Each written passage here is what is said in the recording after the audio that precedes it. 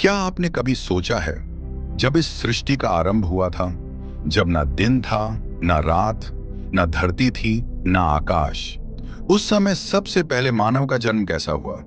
विज्ञान कहता है इंसान बंदरों से विकसित हुए, लेकिन हिंदू धर्म कहता है हमारी उत्पत्ति एक दिव्य और ब्रह्मांडीय घटना से हुई है। आज हम आपको ले चलेंगे समय के उस आरंभ में, जहां ब्रह्मा के कमल से निकली सृष्टि में प्रथम पुरुष का जन्म हुआ। हिंदू धर्म के अनुसार जब महाप्रलय के बाद सब कुछ शून्य था, केवल भगवान विष्णु क्षीर सागर में शेषनाग की शैया पर योग निद्रा में थे।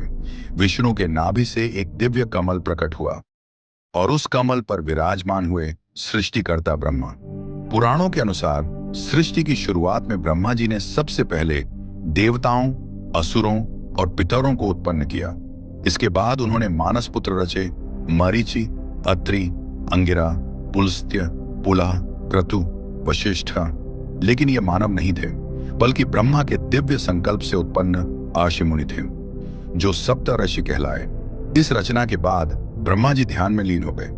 तभी उनके शरीर से एक मानव के समान आकृति प्रकट हुई, जिसका नाम था स्वयंभू मनु। मनु के साथ ही प्रकट हुई एक सुंदर स्त्री, शतरूपा। कुछ ग्रंथों में वर्णन है कि वे स्वयंभू मनु की पत्नी की सुंदरता इतनी अद्वितीय थी कि उन्हें शतरूपा कहा गया, अर्थात जिनकी 100 रूपों जैसी शोभा हो। वे किसी की पुत्री नहीं थी, बल्कि सीधे ब्रह्मा की सृष्टि से प्रकट हुई। हिंदू ग्रंथों में मनु की भूमिका उतनी ही महत्वपूर्ण है जितनी कि पश्चिमी धर्मों में आदम की। लेकिन मनु की कथा और भी दिव्य और ब्रह्मांडीय है। जिस प्रकार बाइबल में आदम और ईव हैं, उसी प्रकार सनातन परंपरा में मनु और शतरूपा पहले मानव युगल माने जाते हैं। लेकिन यहाँ कुछ प्रमुख अंतर है। मनु की रचना जानबूझकर नहीं हुई, वे ब्रह्मा से स्वयं प्रकट हुए। शतरूपा मनु की पसलियों से नहीं, बल्कि स्वतंत्र रूप से प्रकट हुई। कोई मूल पाप, सांप या स्वर्ग से निष्कासन की कथा नहीं है। इसके विपरीत ब्रह्मा ने उन्हें पृथ्वी पर राज्य करने का आदेश दिया और धर्म की स्थापना का कार्य सौंपा। यह जानकर आपको आश्चर्य होगा कि मनु केवल एक व्यक्ति का नाम नहीं, बल्कि एक पद है।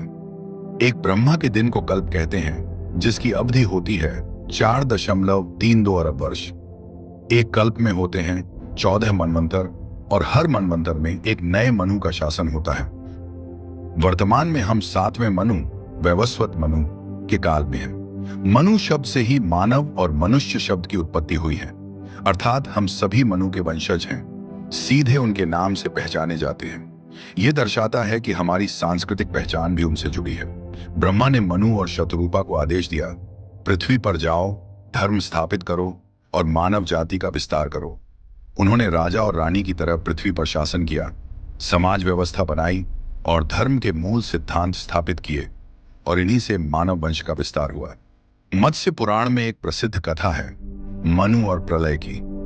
एक बार मनु नदी में हाथ धो रहे थे, तभी एक छोटी सी मछली उनके हाथों में आई और बोली, हे मनु, मेरी रक्षा करो, एक दिन मैं तुम्हारी रक्षा करूंगी। मनु ने उसे सुरक्षित रखा और मछली बड़ी होती गई।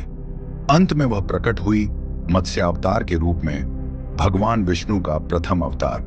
ने मनु को चेतावनी दी कि शीघ्र ही एक महाप्रलय आएगा जो संपूर्ण सृष्टि को जल में डुबो देगा।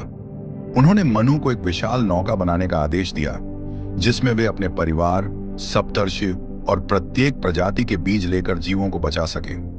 जब प्रलय आया तो भगवान मत्स्य ने नौका को अपने श्रृंग से बांधकर सुरक्षित हिमालय के पास पहुंचाया, और प्रलय के बाद पुनः सृष्टि का प्रारंभ हुआ। यह कथा कई मायनों में बाइबल की नोआह आर्क कहानी से मिलती जुलती है, हालांकि इसकी जड़ें वेदों और पुराणों में हजारों साल पुरानी हैं। मनु को केवल प्रथम मानव ही नहीं, बल्कि मानव समाज के प्रथम विधि निर्माता भी माना जाता है। उन्होंने धर्म, कर्तव्य, सामाजिक व्यवस्था और जीवन के 4 आश्रमों के बारे में जो नियम बताए, वे मनुस्मृति ग्रंथ में संकलित हैं। हालांकि समय के साथ इन नियमों की व्याख्या अलग अलग युगों में बदलती रही, लेकिन यह ग्रंथ आज भी धर्मशास्त्रों का मूल आधार माना जाता है। स्वयंभू मनु की कथा हमें बताती है कि मानव का जन्म केवल भौतिक जीवन जीने के लिए नहीं, बल्कि जीवन का उद्देश्य धर्म का पालन करना, प्रकृति के साथ सामंजस्य बनाए रखना और सृष्टि की रक्षा करना है। हम सब मनु की संतान हैं, इसलिए हमारे भीतर धर्म पालन, सत्य बोलना और करुणा रखना हमारी जड़ में है। जब अगली बार आप आकाश की ओर देखें, सोचें, आज हम जितनी भी सभ्यता, संस्कृति और ज्ञान देखते हैं, उसकी जड़ें उस प्रथम पुरुष स्वयंभू मनु तक जाती हैं। मनु से ही मानव और मानव से ही यह संसार। अगर आपको यह दिव्य कथा पसंद आई हो तो वीडियो को लाइक करें, चैनल को सब्सक्राइब करें और कमेंट में जय श्री हरि लिखना ना भूलें।